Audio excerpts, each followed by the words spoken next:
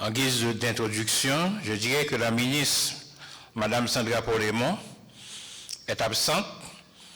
Elle a pris part hier en qualité de panéliste à une table ronde organisée par FP 2030 en marge des réunions de printemps de la Banque mondiale et du Fonds monétaire international autour du thème « Vers la prospérité, construire le système de financement résilient et piloté par des pays pour la planification familiale ».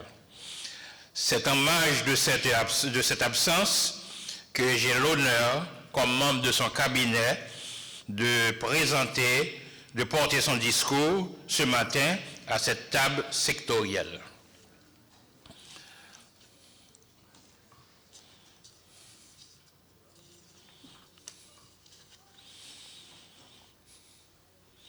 Monsieur Axel Joseph,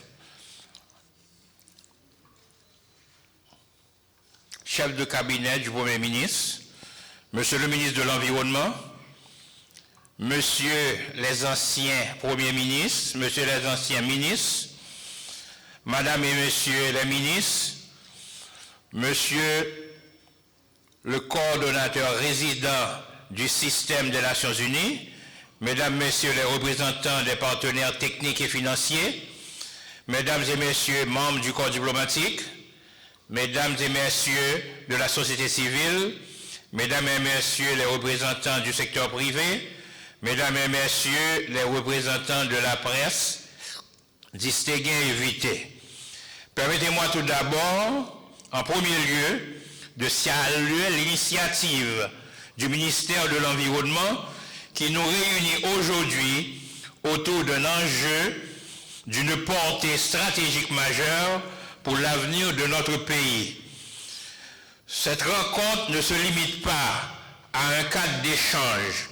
Elle traduit la volonté affirmée, celle de renforcer le dialogue, certes, mais surtout d'accroître la cohérence, l'efficacité et l'impact de notre action collective en matière de développement.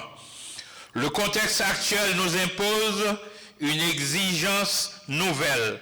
Haïti fait face à des défis d'une ampleur et d'une complexité tels qu'ils ne peuvent plus être appréhendés de manière sectorielle ou fragmentée. Ces défis appellent des réponses structurées, coordonnées et pleinement alignées sur une vision nationale claire et assumée. C'est dans cet esprit que s'inscrit la feuille de route du gouvernement articulée autour de 3 priorités fondamentales: le rétablissement de la sécurité, l'organisation des élections et la relance économique.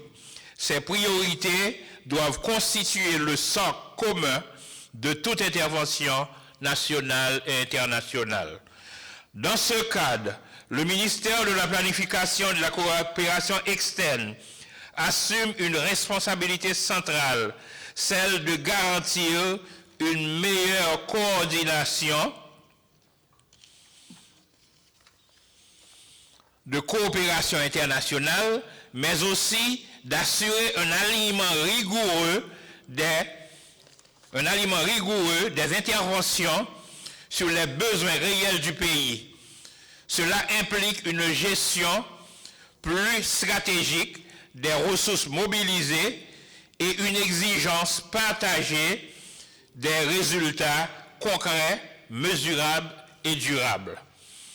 Sachant que la réhabilitation de la biodiversité constitue un facteur important pour le développement durable, pour créer des emplois locaux verts, tout en renforçant la résilience au changement climatique, et est capable de produire des matières premières indispensables à la croissance économique et du développement, le ministère de la Planification propose 3 chantiers dans l'identification des domaines pratiques, prioritaires et des interventions d'action ayant un impact rapide, tangible sur le terrain. Premièrement, la protection, la surveillance, la restauration des aires protégées terrestres et marines, répertoriées et délimitées, et les aires protégées, identifiées, non répertoriées. Le tout représente une surface géographique assez importante. Dans le cadre de partenariats public-privé, on peut valoriser et entretenir ces sites écotouristiques en transformant les zones tampons en de véritables parcs nationaux attractifs, créant ainsi de la richesse, du travail et le renouvellement de la biodiversité. Deuxièmement, un vaste programme de restauration des zones de crête au haut du montagne de nos 100 bassins versants qui se déversent à la mer. Ce programme servira comme une stratégie clé pour restructurer les écosystèmes des ressources ligneuses sur les zones de crête des bassins versants qui sont cruciales à la protection des terres arables, la régulation hydrique et la séquestration de carbone. Des unités techniques de restauration pour le reboisement pourraient être placées à chaque 5 km avec leur propre pépinière et leur stock de semences des espèces locales, créant du coup des emplois verts avec la participation communautaire et assurer ainsi la durabilité des aménagements. Troisièmement, les municipalités et le service national de gestion des résidus solides.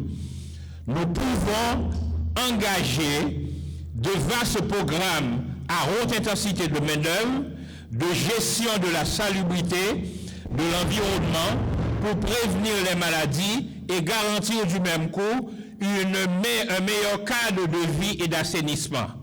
Premièrement, le conditionnement esthétique et hygiénique des déchets solides dans les grandes villes visant à sécuriser le stockage dans des sachets, des poubelles, des logettes et des bornes collectives, des bacs à ordures, des bennes détachables, invitant ainsi que les déchets soient à même le sol.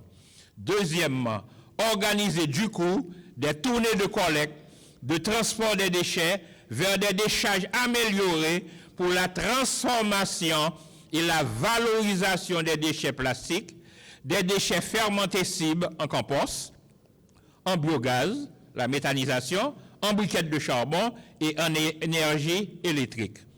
C'est dans ce contexte, dans le cadre de politiques d'orientation stratégique de haut niveau, que le ministère de la Planification met en évidence certaines priorités d'intervention sectorielles pour la restauration de la biodiversité, réduire les tensions sécuritaires, créer des emplois verts, réduire la pauvreté et l'exclusion sociale dans des zones en situation de précarité.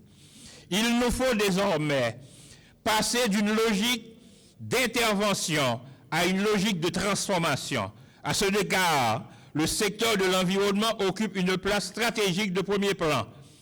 Il constitue un domaine transversal au cœur des dynamiques de stabilisation, d'amélioration de cadre de vie, de prévention des risques et de création d'opportunités économiques. L'environnement est ainsi un moteur essentiel à la relance économique, notamment à travers le développement d'emplois verts, la gestion durable des ressources naturelles et l'accès accru au financement climatique. Le ministère de la Planification tient à saluer l'engagement constant et précieux des partenaires techniques et financiers aux côtés de l'État haïtien. La table sectorielle d'orientation stratégique de ce matin est une illustration forte. Elle doit nous permettre de renforcer notre vision commune, un meilleur alignement des interventions et surtout d'accélérer la mise en œuvre des actions sur le terrain. Le ministère de la Planification et de la Coopération externe réaffirme son soutien à cette initiative du ministère de l'Environnement et formule le vœu que nos échanges débouchent sur des engagements concrets, des partenariats renforcés et des résultats visibles et durables pour la population. Merci.